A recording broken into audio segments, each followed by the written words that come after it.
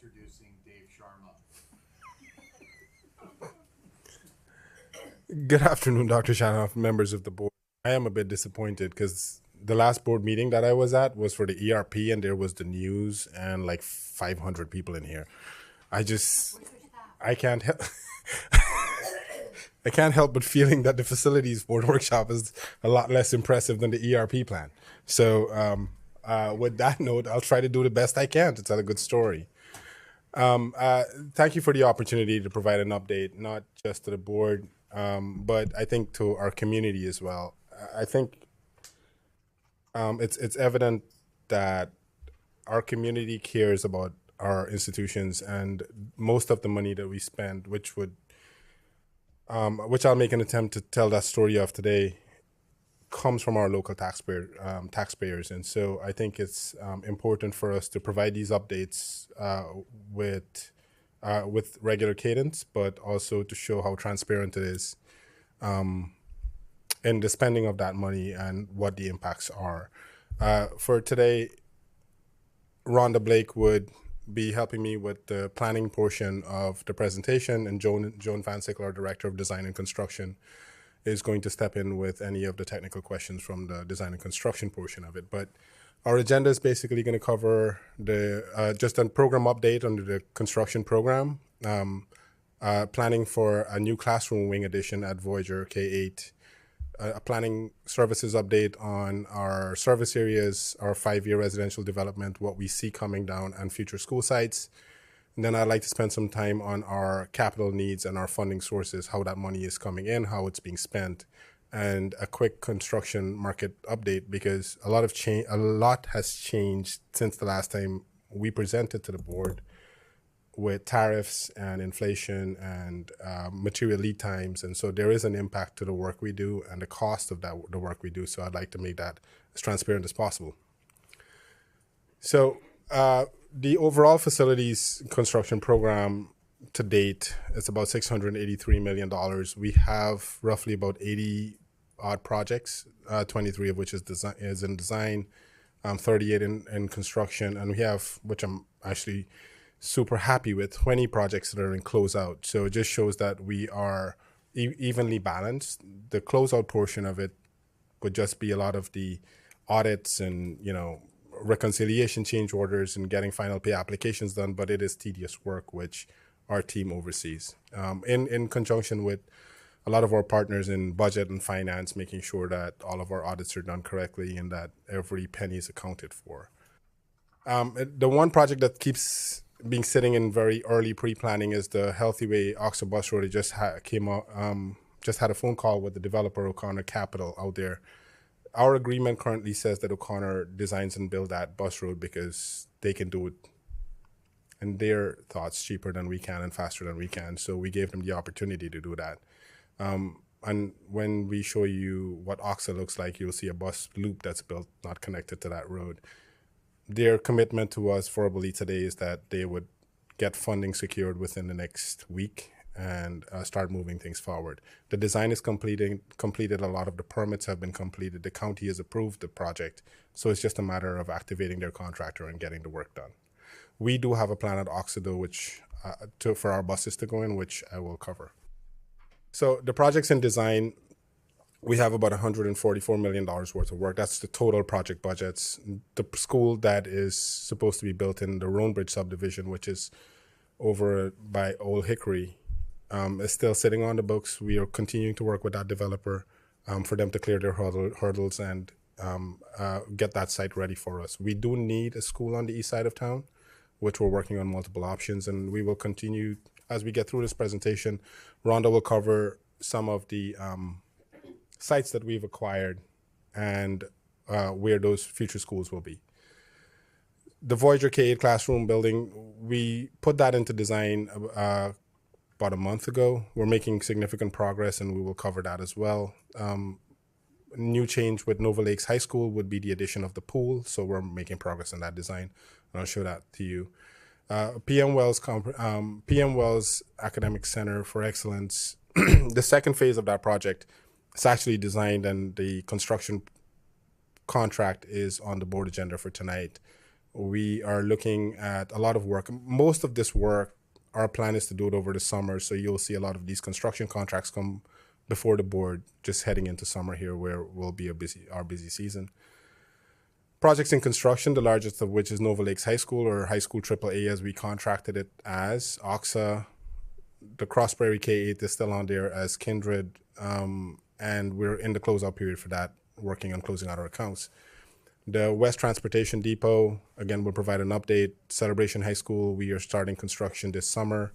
Poinciana High School is currently in construction to replace all of their HVAC. And as you can see down, a lot of HVAC projects. We'll provide an update with photographs on most of these. Lakeview Elementary School had a new roof put in. And this boardroom upgrade was one of the projects that's still in construction, but as we can see, in the space and in closeout. So we're finalizing our accounting. The map of project locations is something that I like to share. I know it's very tiny, but each one of these projects, there's a tiny little traffic cone at their location.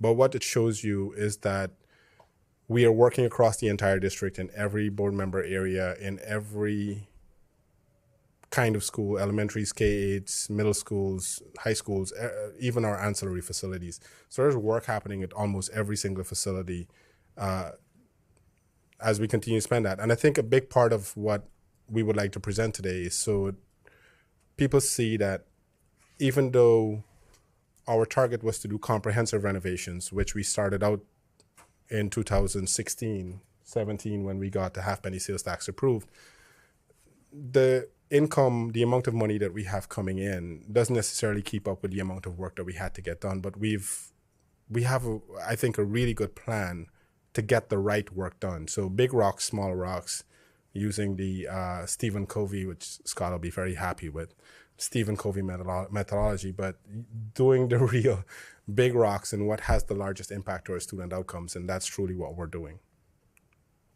So I'll go through these parts really quickly.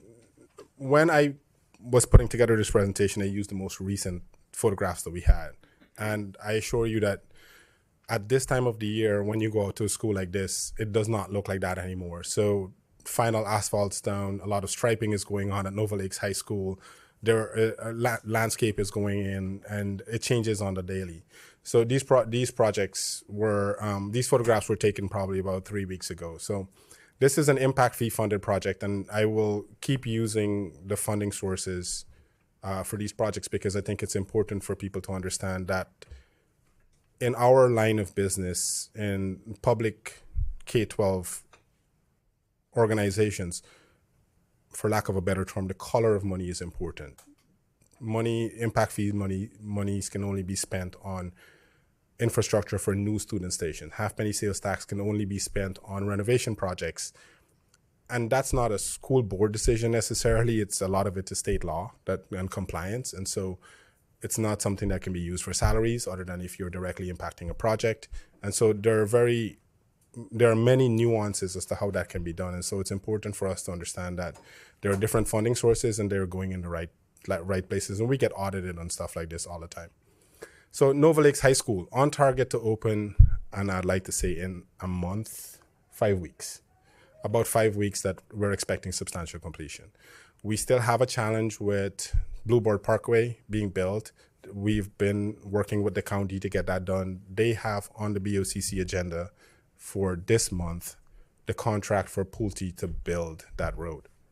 And so the permitting is done, the approvals are done, so the expectation is that by the time students show up, we will have access to that school. We are doing the turning lanes, and so if you drive on Nova Road now, you'll see where the road is going to align. But more importantly, when we built the school, we made sure that the bus loop is connected to the parent loop so that we can do deliveries, we can get people on site, we can do all of the things we need to do in preparation for students showing up. So we have a plan and we're working that plan. Photographs will show you that we have everything built. Building 4, the gymnasium building, is the one that started last, and that was because we had Army Corps permitting issues, as you'll remember 2 years ago. Seems like the other day, but the finishes are working out there. We're going through final inspections for buildings. The football field, all of the grass is down. Again, photographs 3 weeks old, but our push was to get the football facility done because that's the first sport that starts, and we didn't want students going onto grass that was new. So this had enough time to take. It's been mowed, it's been watered, fertilized, so it'll be a perfect playing space for them. Um, yes, ma'am. 5 months. 5 weeks. Yes, ma'am. Our expectation is substantial completion, which would give us occupancy of the building in 5 weeks. That's what our contract says, and they're on target to do that. This is a photograph of what the auditorium looks like. Of course, it was in construction. Not all the seats were in, but it's starting to come together. As you can see, final paint and some treatments are going on. The photograph on your left is the dance room. The floor is covered, obviously. And photograph on your right is a new black box theater, which we're building at all of our new high schools now. So same standards across. Photographs of what typical classrooms look like, and the one on the left is our science lab. The way we structured this school is really bringing everything that we've learned from other schools into it. So this science lab, as you can imagine, have the typical desks that you're seeing, but to the left of it is actually a traditional classroom that you can hold 25 students with a smart board and have a regular class. And so the spaces are larger, but multi-use, multifunction, so you don't necessarily have to move from one classroom to the next. Again, more photographs showing you hallways. The fact that ceiling tiles and lights are in means that above ceiling inspections are done. We're wrapping things up. We're protecting the floors so we can move FF&E in, and we're trimming out painting. The photograph on your left here, this is what the cafeteria space looks like. Our equipment's in, starting to get installed. Final inspections are happening in that, much further along. When I went out there to take these photographs, we were putting down the floor for the gymnasium. So this is completed now, and it's already polished and going on. A big part of this project, it's important for people to know, is that we built it with the intention that we wanted to conserve energy over the long term. And not just because conserving energy is a good thing to do, but it impacts the operational costs of the school district in the long run. And so the HVAC system was designed with energy efficiency in mind. So this is a perfect example of where our chillers on the left would work overnight when the energy rates are lower. They make ice, which is like a slushy. They're stored in the tanks in the photograph on the right. And during the day, when we have 105 degrees weather, instead of the chillers actually running off of full power from the power companies, when the cost per kilowatt is much higher, they simply convert the ice into cold water and cool the school. And so over time, we use significantly less energy doing it that way. Photographs of all of the complicated chiller rooms and pumps and mechanical rooms that people never see, but that's where a lot of our money goes. The athletic facility, bleachers are in, all the lights are in, they're all powered and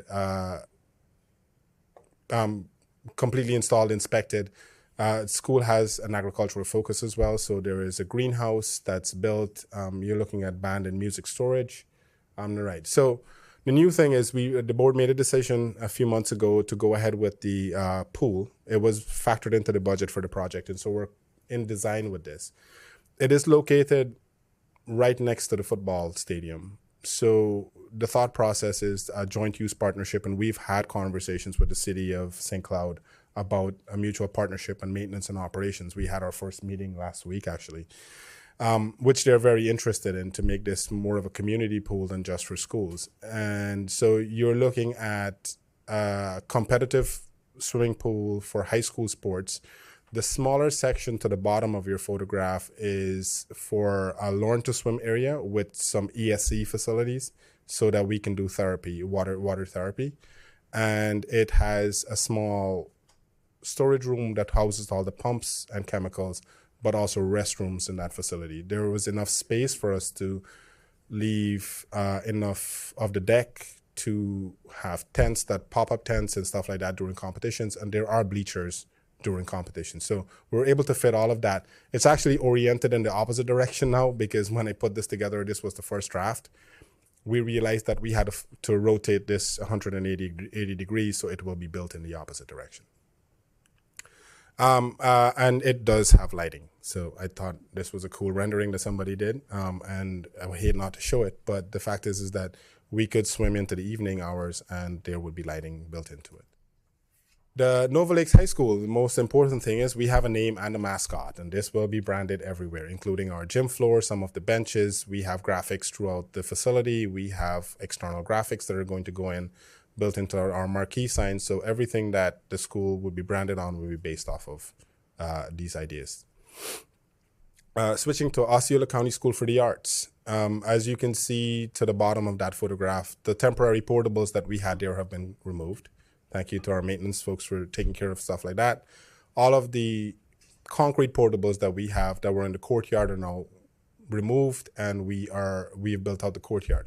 The fact is we have occupancy in the new 3-story building. The last time I met, even though board members might know this, we never updated the community formally. We made announcements on social media and stuff like that. But the first school day in January, we had students move into that new 3-story building, and classes started in there.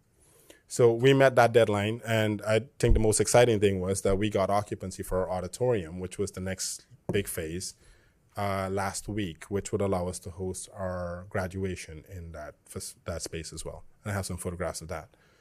So this is what the new 3-story building looks like in twilight. It's pretty cool. But that's an outdoor performing space in between the 2 stairwells, which is a really neat feature. The courtyard is we're continuing to work on. These are some photographs of the inside. Even though this is an arts magnet, we still have all of our core curriculum that needs to be met. So we have science labs, we have media center, we have all of the normal spaces that we're required to have built into this facility, a lot of it with an art focus. Some of the spaces with our 21st century learning furniture, dance rooms, which is a big focus on this with the right flooring that we have, the right kind of lighting, computer labs.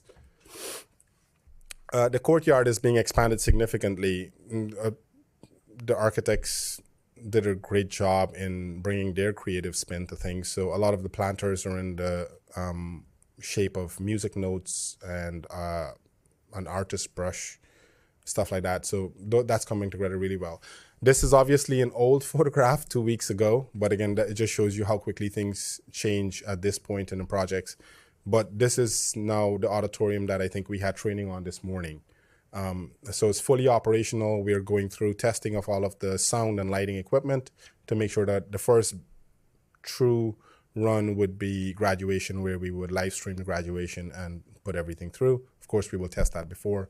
The photograph to your right is the new stage, refurbished stage, but it was raised about 6 feet high from where it was before because of flooding issues. Reedy Creek Elementary School, and this is funded by halfpenny sales tax, by the way. OXA and Reedy Creek were funded by the halfpenny sales tax that we have. This school is probably about same thing, 5-6 weeks from substantial completion, meaning that we'll get beneficial use and move in. I know that teams working really hard. They found some issues and they're working through it, but you're seeing finished flooring, lights, ceiling tiles, closing a lot of this up. Again, old photographs because they're a few weeks old, but the work moves really quickly when you get to this point. Elevator inspections, we're going through overhead, looking for finals. Some of the issues we found were lavatory heights, the sink heights, and the toilets, which we're correcting. And then the West Osceola Transportation, we started the contract by calling it Transportation West, but this is funded by the quarter penny sales tax that we share, the 1 penny we share with the county.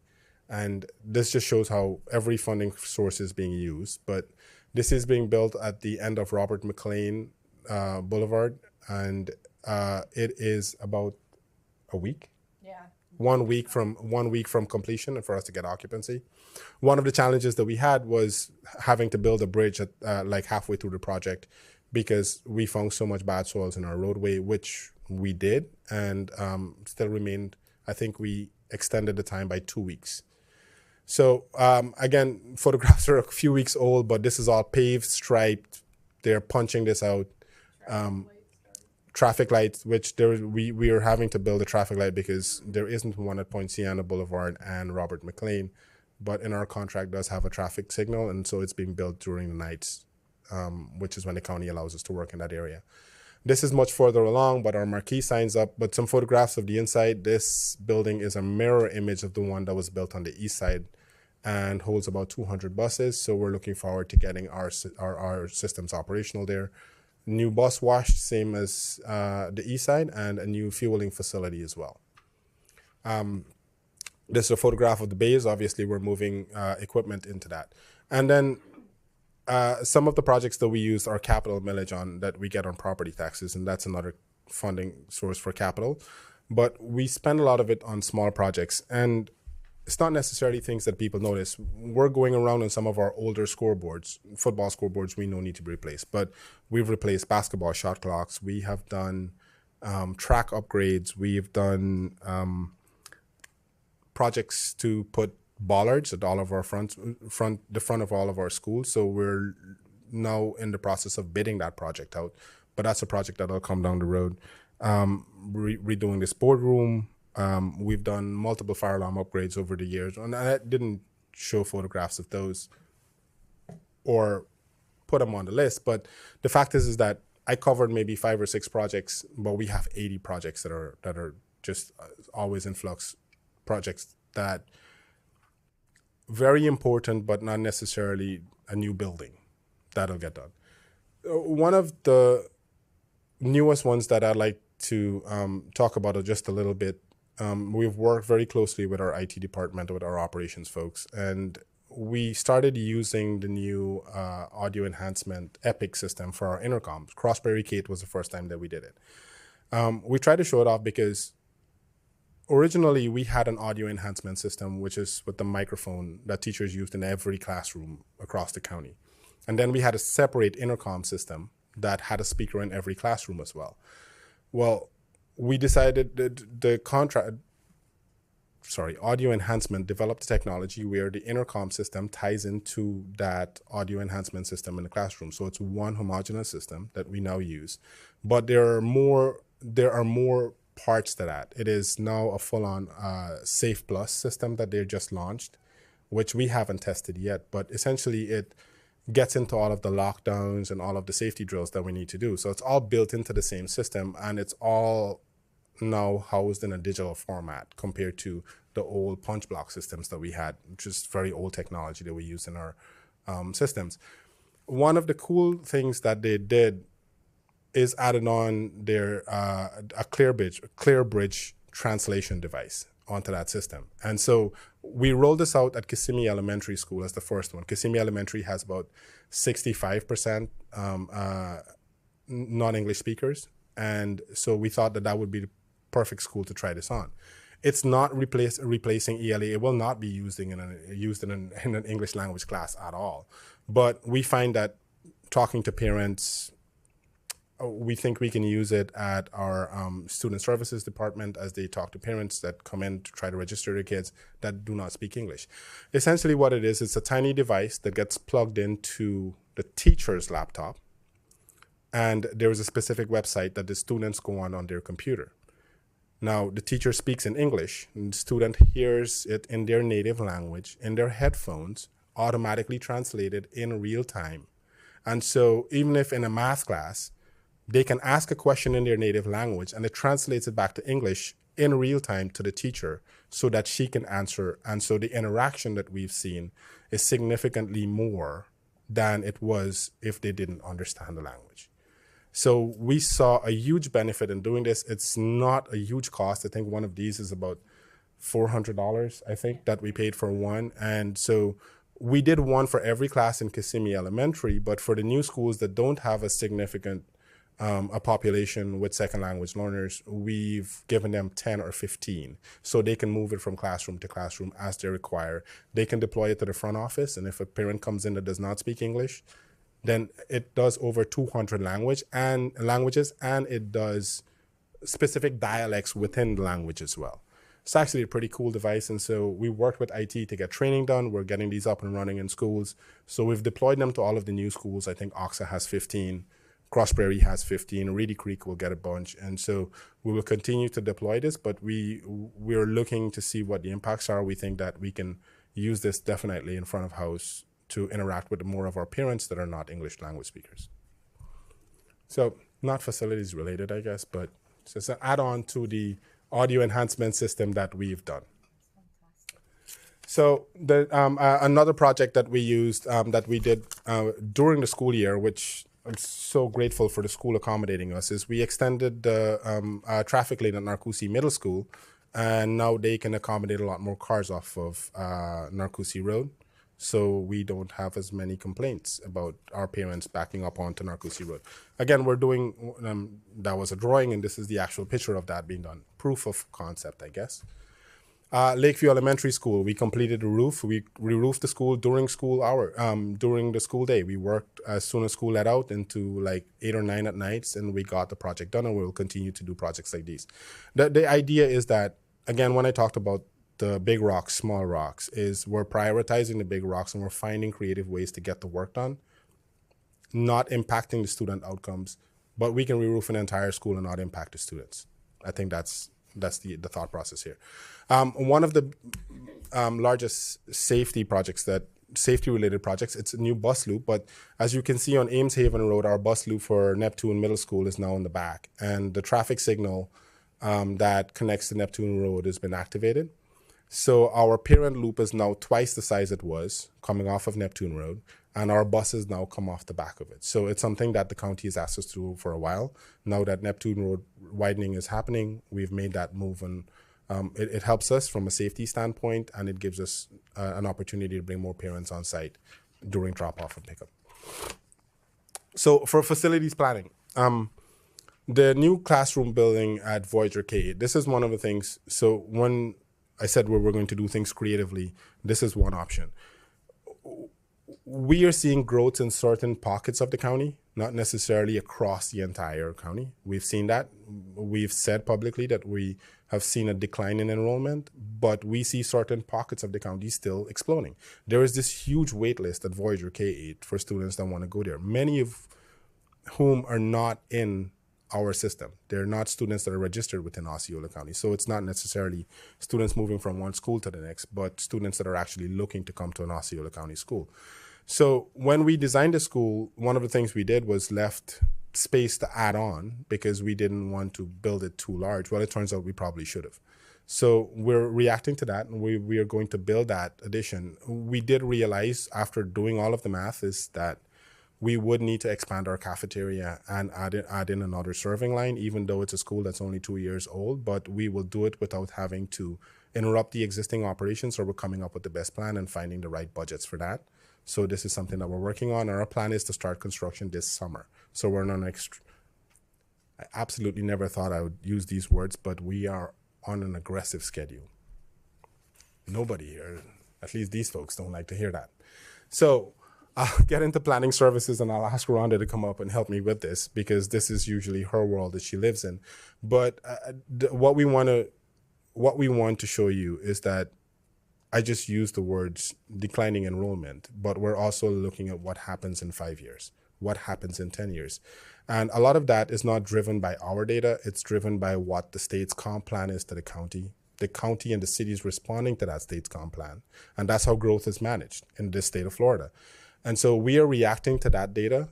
We are reacting to when developers go in for an SDP, and making sure that when homes are expected to come online and people are expected to move in, that we have the schools to accommodate.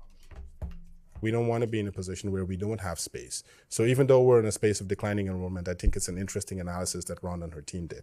So I'll turn it over to her for a little bit. Okay. Okay, perfect. So what you have in front of you is a picture of Osceola County. And what our staff has done is we have taken the county and broken it down into what we call planning service areas. So when we do our reviews for the counties and the cities, we're not looking at each school independently. We've put them into these planning service areas so we get a more real-time capacity availability. And that's important when we're asking the developers to work with us to dedicate property within their developments for our future schools. So this is currently how we've laid the county out for those discussions with the developers who come online. So based on our October 2025 snapshot, so in addition to reviewing every residential development application in Osceola County, whether it's from the county itself or the two municipalities. We also go out each summer and we visit personally every live active project that's turning dirt and building homes. And we bring that data in, compare it to what we've approved through the year, and then we also compare it up against the permits and the COs. And in doing that, for the next 5 years, the planning service areas in column 1 are the ones we showed you on the previous map. And then we've shown you over the next 5 years, right now approved to date. So approved can move forward. And then if no other applications were approved, we would still be looking at 27,881 homes that have the possibility to be built in the next 5 years. Then inside of our board-approved educational system impact fee study, every type of dwelling unit gets assigned a student generation rate.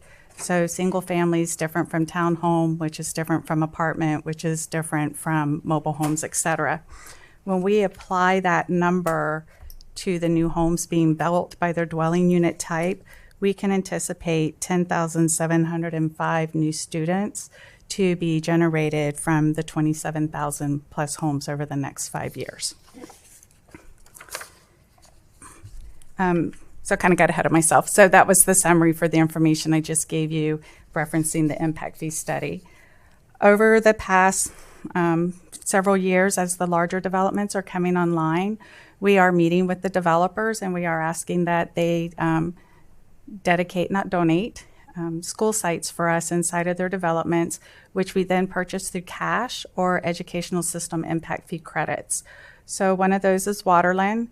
And if you're traveling south on Canoe Creek Road, just before Mildred Bass Road on the right, that's where you'll find this development.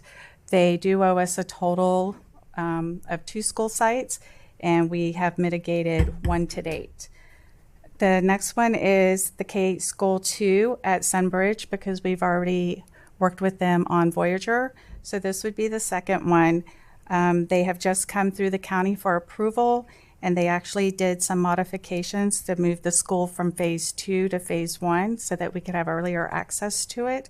And it'll be south of the Jack Brack extension and the Voyager extension. And then we also have a K-8 and a high school at Tahokwa. So Tahokwa is basically across the street from Neptune Middle School. So we do have a high school site, which we've already acquired. And we are in the process of acquiring the K-8 school, and we will close on that by the end of May. Additionally, we have already closed on a high school site at Edgewater. So if you take Canoe Creek Road and go over the turnpike, and the first left is Edgewater, the 55-acre site on the right-hand side, that is the future high school site. If you were to then continue on Cross Prairie and turn right on Kissimmee Park Road and take it almost to the end, you will find Edgewater West, and we are currently in the process of doing our due diligence for the K-8 school site, but we do not anticipate that we'll convey that site until 2027, 2028. And then we also have the Triple H development. So you're in that situation, you'd be taking Hickory Tree Road south and then east and just past Lake Gentry. If you keep traveling as if you're going to come out by the Harmony area, you'll see the clearing. On the south side is Triple H Ranch South, and on the north side is Triple H Ranch North, which is where the school site will be located. And then we also have Center Lake Ranch. So this has been fully mitigated. We would love to go ahead and convey it. Unfortunately, it's not available due to availability of a bridge by the developer to get through some South Florida water management situations. So it'll literally be across the street from Nova Lakes High School if we stick with the current site.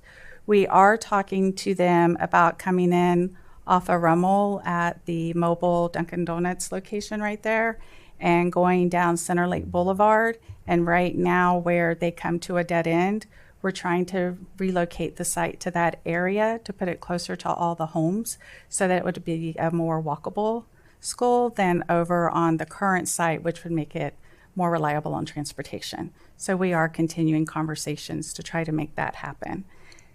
And then also what we have is a K-8 and a high school site at Westview. So if you were to go to Poinciana School for the Arts, behind that school, they are building this community of 6,100 homes. So inside of that, we were able to mitigate a high school and an elementary. And that was after taking into consideration the available capacity at the existing schools. So we gave them credit for that. And then they still needed to mitigate a high school and a K school with us. So we're actually taking those through the DRC with the county right now to finish the closure on those sites. Okay. I don't want to take your stuff. We did. Okay. So I think it's important for us to understand that we're managing growth. We're not necessarily saying that we're going to grow, blow up, or we're going to go build all of these schools, but we wouldn't be doing our jobs if we didn't set up the school district for success in the long run. The fact is that the school district of Osceola County has a legal mandate to educate a child if they want to come to a public school. That's just the way the law is written at this point. We are using an old student generation rate from our last impact fee study that was done in 2021. We haven't updated it yet. The county has updated their impact fees, and I think the cities might have. We typically can do that every 5 years, and so we're due for one. We haven't pulled the trigger on getting one executed. We were starting to look at data, but not necessarily getting one done. We expect, or we think, that based on some of the data that I'll show you and a little bit on where the construction market is and what it costs to build a school now versus when we started in 2021, it's significantly higher. That's just the fact. And so the thought process is that things like impact fees should offset that construction cost for new students and new generations. So the rule of thumb that we use currently is that if you're building a subdivision with more than 750 homes, we will start talking with that developer to acquire a school site. And then we determine based on what our available capacity is at existing schools, whether it's a middle school, an elementary school, or a K through 8. And we love the K through 8 option. Our parents do, because then the students are in that space for a much longer time than and having to move schools less. And so we understand that those are community schools. We would also, from an operational standpoint, prefer for our schools to be within the communities that the students go to, so that busing is not an issue, because it costs a significant amount of money to bus kids very far. So we work with the developers as they come through, and we pay a fair market price. We are not in the position to ask for donations. We do not have the ability to go take a site from them out of concurrency, where we dictate that we need a site. So it's really just a good faith process that we use, that the state has laid out in compliance with state law when we acquire these sites. And so we are managing growth in a way that allows the school district to grow in the future. We don't necessarily have to build on the timelines that we do. We update this 5-year capital plan every single year. And so you could see a school shift maybe 2 years depending on a changing situation. So it's not necessarily that we're going to go do that, but we should, this is something we have to file with the state every year. We update them and we provide it to the school board as well. So very quickly, and I need to put my glasses on for this one, but I want to talk about the funding sources and just show you how the money is being spent.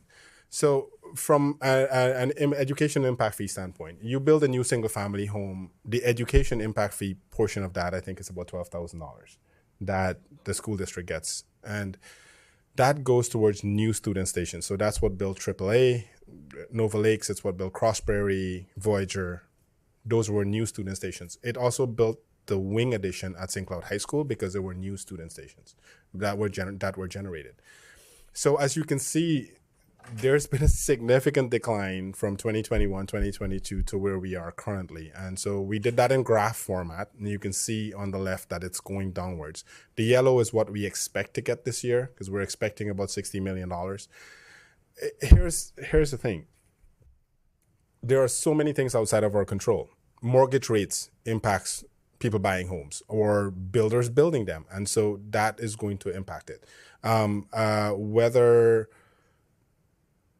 material lead times, immigration enforcement, unfortunately, impacts home building. And so if people are not able to buy their homes, then impact fees are going to get impacted. Those are just market conditions that we can't react to. So that's why that plan is so fluid, the 5-year plan that we have.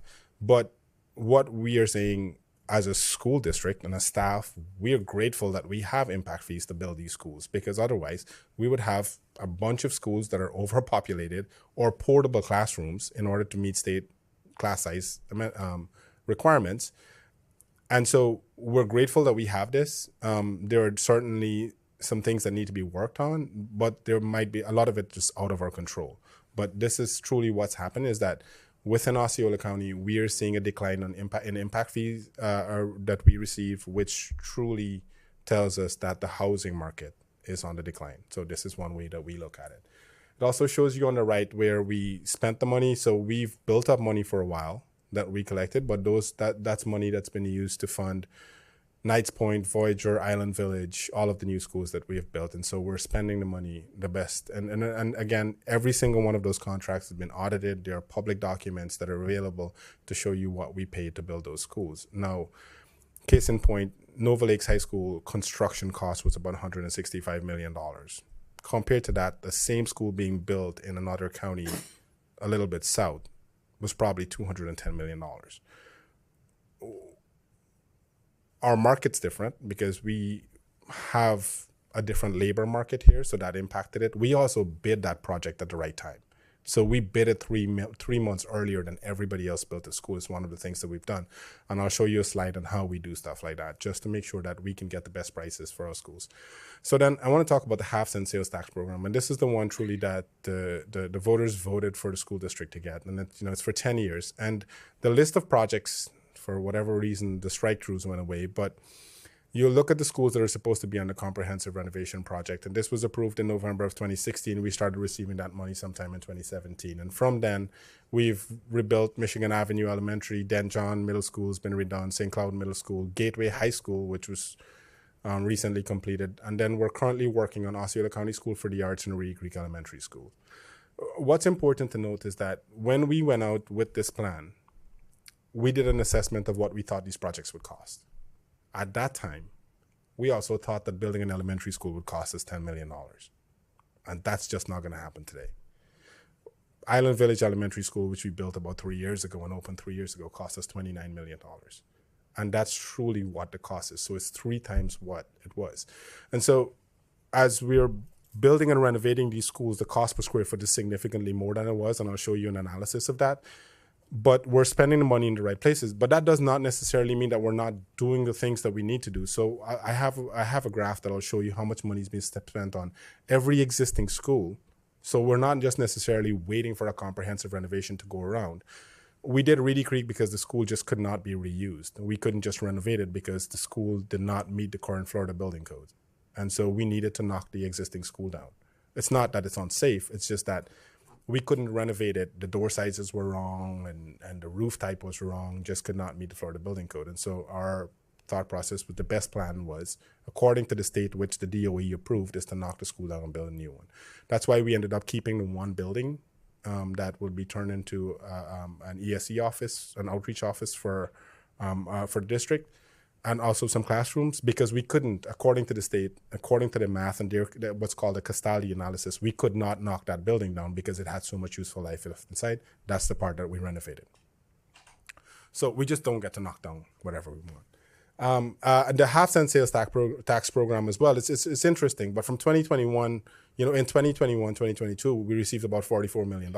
This year, we're expecting to receive about $45 million. Now, a big part of that, if you try to explain that compared to impact fees, I'll say that my general rule of thumb is tourism plays a big part into it because that's where a lot of that money comes from. But also I think inflation has a portion to play in that, because if things suddenly cost more, then the taxes go up with that as well. And so we might be seeing the benefit of that. And this is the money that we truly spend for renovation projects. Now, what is important to note is that if we receive about $45 million a year, to renovate OXA and bring it up to the standard that it is right now, cost us about $84 million. So we would have to wait for 2 years in order to just get enough money to do one project. So what we've done is, and finance has done this before and came to the board, we've bonded. We've borrowed money to do those projects ahead of time. And so there is a payback period for that loan. But we're doing the best we can to balance the amount of debt that we have to make sure that we keep an A rating with our borrowers so we get good rates, and then do those projects in the right timeline that we can afford to do them, not truly spreading ourselves too thin. It's just like personal finances. So what you're going to see is the revenue that we have coming in versus the expenditure. And the expenditure in 2025, 2026 is significantly higher because we bonded, but we're building Reedy Creek and Oxa at the same time. And that's what cost the money. And so obviously, we're most likely going to have to extend the amount of time before we pull the true new comprehensive renovation project whilst we spend money on paying back this. Now, that again, that does not mean we're not doing any other work, because every single thing that's important to us based on our facilities condition assessment is getting done, and I'll show you that. And then the quarter-cent sales tax program. This is a penny that we share with the county where we get a quarter of that penny, and it's used for infrastructure projects, primarily stuff like technology, athletic facilities, and it's most importantly building the 2 transportation depots. And so as similar process here, you're looking in 2021, 2022, we got about $22 million. We're expecting that. Now, case in point, one of the transportation depots is about $44 million, just construction cost. So it's about 2 years worth of that money being spent on one of them. We did not bond for this, right, Sarah? We did. There we go. We borrowed money for it too. And a similar graph showing income versus expenditures in 2024, 2025, we were building 2 because the transportation east side was in construction as well. And so what are capital needs? You know, so we use the term capital just very broadly, but the funding source that goes to specific capital projects is important. New school and the wing classroom additions usually use the impact fees, but then we're talking about portables, land purchases, maintenance and renovation, technology, security, even school bus purchases, and then looking at all the office spaces that we have, whether it's Ross Jeffries here, at the transportation depots, and then also to pay our debt service that we borrowed against on existing buildings. And so this is truly what our 5-year plan that looks like that we filed with the state, and it shows you all of those schools that Rhonda talked about. We have to put a year when we think we want that school being open, and then we back into what the budget would potentially be like. Now, case in point, prior to COVID, I could tell you very conservatively that we'll use an inflation rate of roughly about 3%. That has not happened since COVID. I mean, year 1 of COVID, I think, was like 13%, and then it was 8%, and now it's roughly about 5%. So if we built Island Village 4 years ago for $30 million, and then I use 5% per year, when we get to the next elementary school, it's going to be significantly higher, but truly it's what it's being built for. And so this is something that we use when we work with finance and the state to truly say that these are what our needs are going to be. And then we look at how much money we have coming in to make sure that this is balanced. And so there are quite a bit of unfunded needs in there towards the end of the program. But again, year 1 is truly what we focus on, and year 2, because that's truly where the design happens or whether we are truly going into construction. And so with something like Voyager K8 now popping up, that new building being popped up, it changes the story a little bit. And then this is really where the amount of work that happens with our capital program truly happens. You know, when we build a school, I've shown a graph before. I love it. I should print it and put it up. But essentially it tells you if you build a school today, that in 10 years, I'm going to have to replace the cabling. In year 2025, I'm going to have to redo the roof and redo the HVAC. Now, case in point, I've been here 4 years and we've opened school 4 years ago. So that means in 6 years, I'm going to have to upgrade the cabling at Island Village Elementary School, even though in the back of our minds, it could be, oh, that's a new school. You don't have to focus on it. Well, it suddenly starts getting on that list of work to get done. If we truly maintain our facilities the way that they need to be done, it gets on that facilities condition assessment list. It's something that we work very closely with other departments like IT or operations, because maintenance owns the facilities condition assessment. And when you look at year 1, the year 1 needs only on our facilities condition assessment, it's roughly about $130 million of like what we call priority needs. For the last 3 years, we've been spending $30 million. Now, it's important to note that we've put $30 million to facilities condition assessment, deferred maintenance items. And that's because we couldn't wait for the AC to fail. We couldn't wait for the fire alarm to fail. We couldn't wait for intercoms to fail. We couldn't wait for the roof at Lakeview to fail. We did 12 chiller projects because they go down during the summer and they impact learning. But we're getting about $45 million in half-penny sales tax, 30 of which go to deferred maintenance. Then that sort of pushes the comprehensive renovation down the road a little bit. That's not to say that we're not doing what's important. The money is being spread. And so if you look at this graph, which my staff took a ton of time to do, we spent about $526 million in half-penny sales tax usage across the board on schools. And this is just on the renovation stuff. Now, the really large spikes, those are the comprehensive renovation projects. But when you look at something like Chestnut Elementary School that we spent about nearly $700,000 on, or Cypress Elementary School that we spent $800,000 on because we redid the HVAC at both schools. And then Lakeview would have a spike because we spent we redid the roof and the HVAC on it. It might not look to the community like it's a full-on comprehensive renovation because we didn't stop and move students out into portables and repainted the entire school. Honestly, in the list of needs that we have to educate students, unfortunately, paint falls very close to the bottom.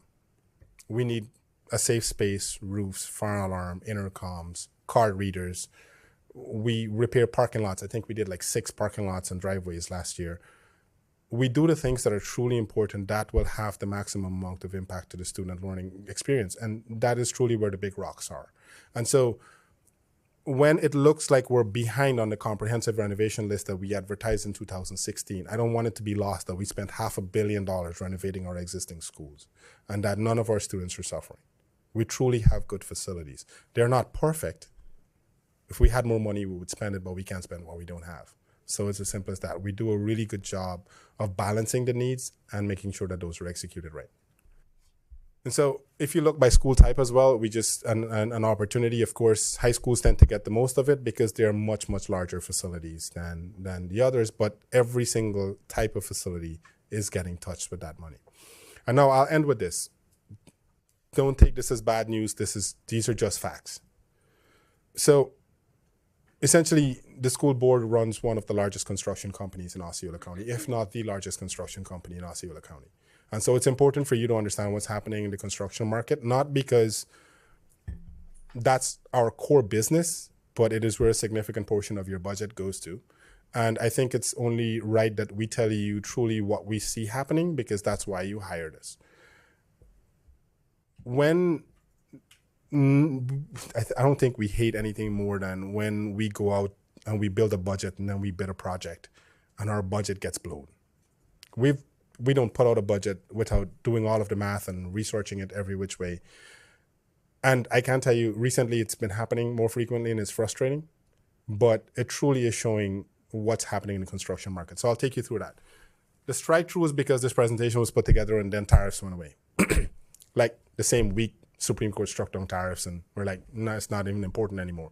But the fact is, it just shows you what we imported from our partners and understanding that for a significant portion of the year, tariffs were in place and they had to be paid by the end user, not the suppliers, not the country shipping the stuff. We were the ones paying it. And that's a fact. Prices did impact us. And so when we budgeted $3 million for a project and it's coming in 4.5, we're stopping because honestly, immigration enforcement played a part into it. Not because we were using people that were illegal.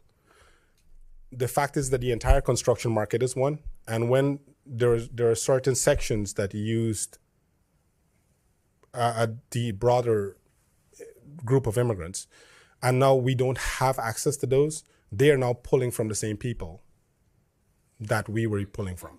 And so suddenly prices from labor starting to go up. Plumbers started wanting more. Electricians started wanting more. But more importantly, it's who's willing to pay the most money gets the labor. And so you're starting to see the impacts of the labor market because there is suddenly a shortage of it.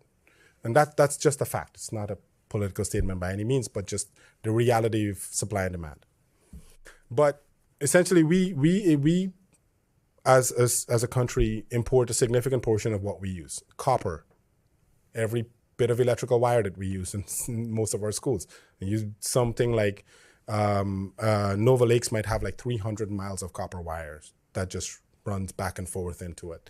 Lumber, cement, gypsum, HVAC equipment, obviously most of it is made in Mexico and then shipped here. The manufacturers did not change, because I can tell you that if we call up Carrier and ask, where is my chiller right now, they'll tell you it's on a plant in Mexico. It's going to come at some point. And I think previously I talked about how the cross-border tariffs worked on it, with motors that might have to be shipped from the United States to Mexico, get installed in it, and then get shipped back, and we might end up paying tariffs twice. Is something that we had to figure out, because the value of the equipment went up. But that's just the way that it worked. And so steel, hot rolled coil steel, which is just general market for steel across the board, which all of our schools are built out of. As you can see, what happened from May through March, it went up significantly. And so we started to see that price. It's about, like a 12% increase. What do we expect in terms of material cost and availability? For a while, we started seeing HVAC equipment. The lead time started going down, and then we bid out the transportation depot here on Simpson Road. And Trane, one of the largest HVAC manufacturers in the world, said, yeah, sorry, guys, we're not getting your chiller until October. And we were like, okay, we can deal with that. We can do the rest of the project and have a temporary chiller. And then last week, they called us up and said, no, sorry, it's going to be December. But the fact is that when you look at the overall construction market, there is a significant increase in data centers being built. And I'll show you a graph of that. And they now get priority for chips, for HVAC equipment, for roof, for steel, because that truly is where the money is, because they're fast tracking everything. And so they're now suddenly the competition for everything. And so data centers they're buying the same HVAC equipment that we're buying. They're buying from the same manufacturers that we're buying from. And so we're starting to see the impact of that. But what we expect to see is that we still expect to see price increases in HVAC equipment by about 5 to 8%. And this is data that's done by national studies for construction firms. So they present this sort of stuff. And then we still see like structural steel is going to go up 20 to 30 weeks in terms of lead time. So in terms of construction inflation across the board, we see mechanical, electrical, and plumbing escalation. In 1 year, escalated about 11.2%. Year 3 change, we were projecting about 24.1%, and year 5-year change, roughly about 56%. If things continue, again, this is a snapshot at one point in time in the market, but it can only show you the history and then project what's happening in the future. Not necessarily what is going to happen. The reality is things have changed. Probably things will go down. Tariffs went away, so we'll see how that goes. But this truly shows you what happens. K-12 is actually the first red bar, and it's contracting by 0.1% in the construction market. So it's not a focus for contractors anymore, especially large contractors. They're focused on data centers that are going to grow by 57%, or power plants that are going to grow by 34%. But more importantly, we're going to go into a funding cliff. So the infrastructure bill that was passed during the last administration actually ends in October of this year. I don't think people are paying attention to it. But essentially what's going to happen is that there is no more money coming for infrastructure projects other than the projects that are already in place. And so there is going to be an impact in the overall construction market. And we don't know what that's going to be like when it happens, but the fact is that data centers is suddenly the new thing. If you want a job in construction, I guess you're building a data center because you make good money on it. And those are the things we competed. So in terms of private construction, we look at, and this is, again, it's done by a national construction organization, the Construction Association, the AGC that does it. And this is adjusted for for seasons as well, because of course less construction happens during the summer. So this is actually real-time numbers that show you that non-residential is expected to contract roughly about, it was contracting already about 6%. We're expecting to contract another 2%. Private residential still 4% and expected to contract a little bit. And again, whatever happens with mortgage rates impacts buying, all of this overall stuff. It's not necessarily a straight cut formula on how things are going to work out. But again, we're keeping our tabs on it and trying to figure out the best way that we can get the best prices for our school projects. And so here's truly what you see. So this was an anonymous survey done by AGC that asked contractors, what did you do? and 40% of them raised their bid prices in the last year. 35% of them passed most or all of the tariffs to the project owner. That's truly what happened. They accelerated purchases, a lot of them that could and had the ability to buy material, because when material price went up, they made a significant profit just on material pricing, which, I mean, honestly, if I was in the business, I would do it too. And so, and of course, 24% said they were unaffected, but they could be doing something that's not necessarily impacted by a tariff. And so it truly shows you that the costs that get passed to us, and we did see it in certain cases. We actually paid a few, like, specific tariff bills based on when we bid the project to when we actually saw what the tariff was being paid that we asked the supplier to do. And so what are we doing separately? As a school district, so what do? We start sooner. And these are things that we already do. Real estate acquisition, start doing it super early. Getting agreements with utility companies, we do that very early. We do pre-planning with the county and Toho and Duke and OUC to make sure that when we go build a school or when we have needs, that they are way ahead of it. And so we start getting our consultants on board, starting engineering early, starting procurement early, and getting construction early. So essentially, when we built an elementary school, when I started in K-12 construction, we could generally build one in 10 to 11 months.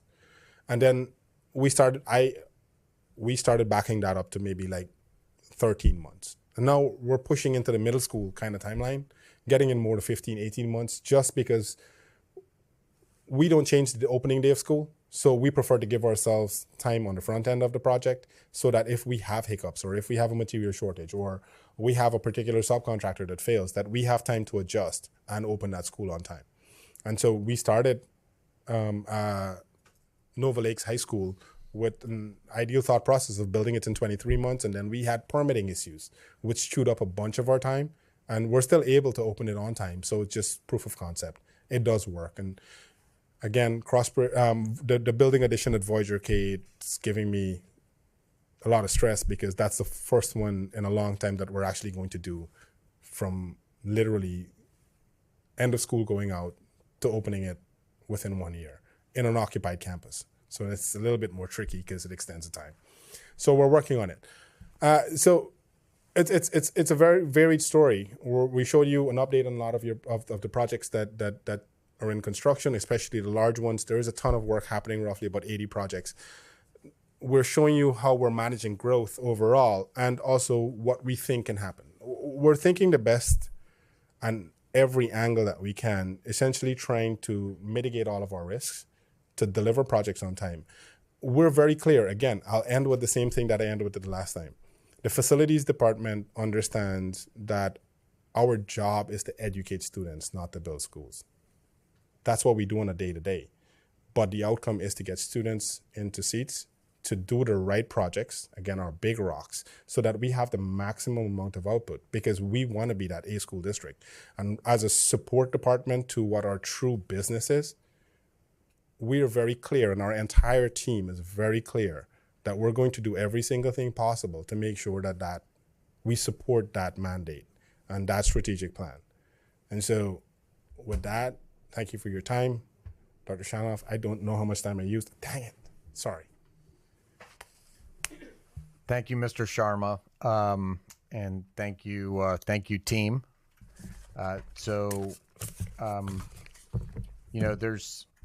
We know that there's always a lot of work that's being done. It is nice to see the images of the progress that's being made. It's good to see the things that are being done behind the walls, in the ceilings, that maybe a lot of people don't see. So there's a lot of very large projects that are taking place that are really addressing deferred maintenance, which actually probably excites me more than the new construction. I know that the new construction always tends to get the headlines, but at the end of the day, it's ensuring that we're taking care of our buildings and getting maximum usage out of them that I think really drives the value for our community. It isn't always just about building new schools. It is about ensuring that we're maintaining what we already have, so then we don't have to always be building new schools. So we've got schools that are great. I was in a school today at Deerwood Elementary. Deerwood is not a new school. Deerwood is extremely well maintained. We've had recent projects through Mr. Sharma's team that has redone their parking lot. And you can see just walking up and down the hallways just how beautiful and how well maintained the school is and how proud the students are to attend that school. So there's a lot of good work that's being done here. Yes, a lot of the issues related to market conditions are concerning, but these are things that are impacting, all areas of the economy. It's not just us. And so I think that, as we continue to have challenges, it's important for our public to understand that we're not immune from experiencing a lot of the economic impacts that are taking place around the world. So